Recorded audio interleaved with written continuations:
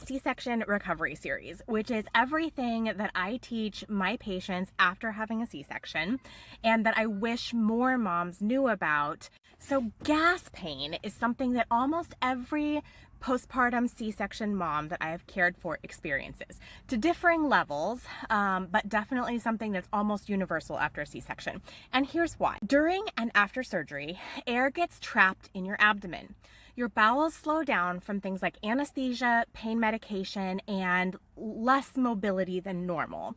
In addition to that, most women experience some level of constipation, usually towards the end of their pregnancy in the third trimester. Now, all these factors means that gas doesn't really have anywhere to go, and so it rises and it starts to push against the diaphragm, which sits just underneath your lungs. Now, the crazy thing is, a lot of women experience this gas pain not as abdominal gas pain, but actually in their chest or in their shoulder, usually on the right side. Now, that's because both the diaphragm and the shoulder neck area share some of the same nerve pathways. It's called referred pain, and it's actually very common, and not just after C-sections, for really any surgical patient, especially abdominal surgery.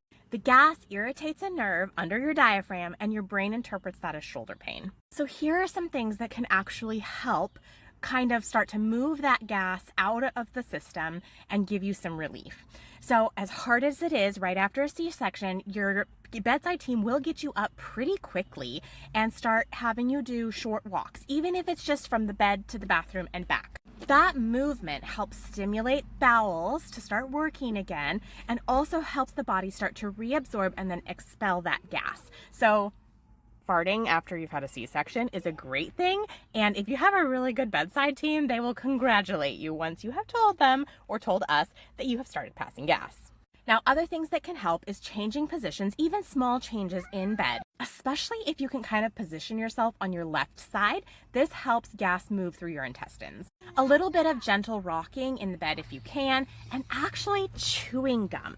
So chewing gum stimulates your gut to start to wake up. And so chewing gum can actually really help aid the return of bowel function and getting that gas out.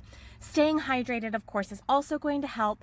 And then if your provider approves it, some gentle warmth on the abdomen can help as well. The pain can be intense, but it is common, it's temporary, and it's not dangerous. There are a few medications that can help with getting rid of some of that gas, but truly the best thing that you can do is movement.